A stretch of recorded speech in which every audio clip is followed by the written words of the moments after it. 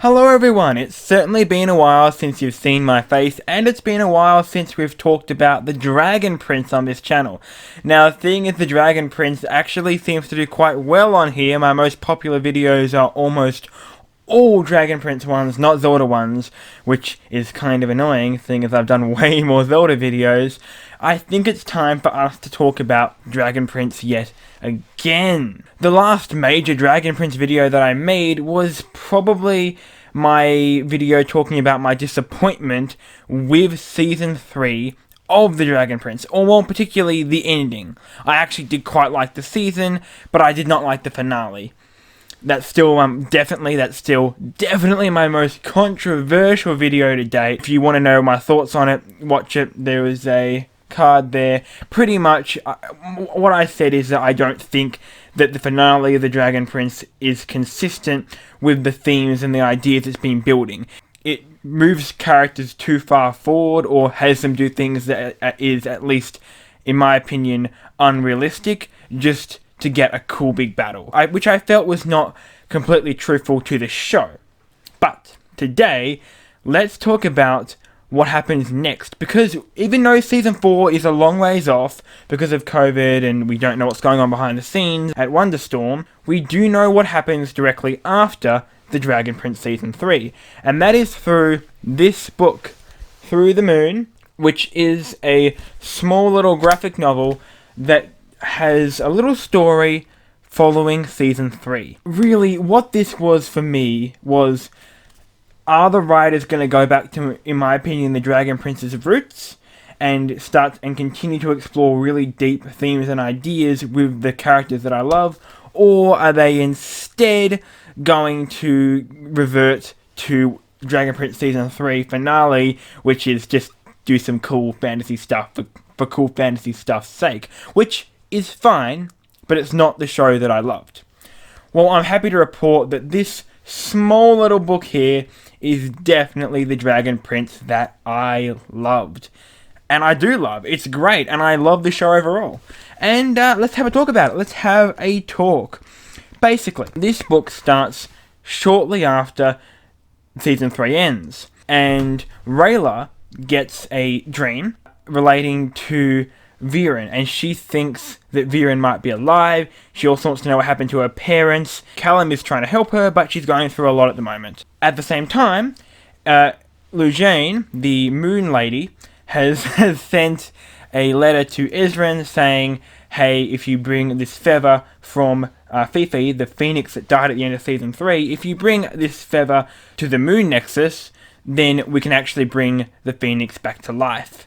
Basically, so that's the premise.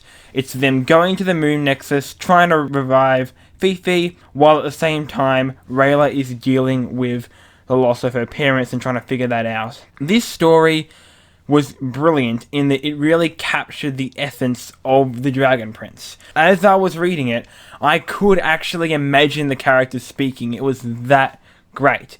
It really is basically the show in book form, much like the Avatar: The Last Airbender books. It does feel like the show, and I really, really appreciated that. The story is quite small and self-contained, however, it also has lasting consequences, or at least we think it does. We don't know what's going to happen next, but it does end in such a way that it looks like the consequences of this book will carry on to Season 4. Oh, I'm just cutting in here to say that the romance between Rayla and Callum is still just as strong in this book as it was in Season 3, and I find it actually works better in this book than Season 3, because they've started to ground themselves a bit in what their relationship is really about, and I found it to be more natural and more wholesome in some areas, to be honest, than Season 3. Season 3 was great, but it was the early stages of the romance, and I didn't believe all of it. Alright? But this book does it better. Way better than Aang and Katara. Fight me on that. So, without spoiling too much, I will say that the Dragon Prince graphic novel, Through the Moon, if you're a fan, is definitely worth your time. I won't go into spoilers today particularly. If this video does well, I will do a spoiler related video. But know this, it continues the themes particularly about loss of the Dragon Prince. It feels like the show. It doesn't feel like this weird separate thing. And while it's probably not essential reading, things do happen in this book relating to characters that we know that are pretty dramatic and will continue on to season 4 and beyond. So if you're a fan, I recommend you check it out, because I really loved the book. I really did. I read it in about an hour, and it was a lot of fun. Anyway, that is what I have to say about the Dragon Prince Through the Moon graphic novel.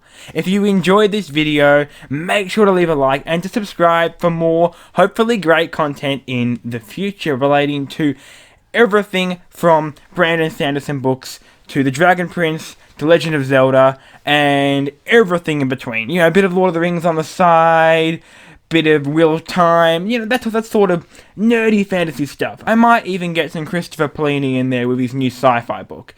Anyway, I do have a new video coming out, hopefully pretty soon. It's a collab. It's a continuation of another recent video, which I'm sure you guys will enjoy. This has been Legends of Jasper. My name is Jasper, and I'll see all you lovely people later.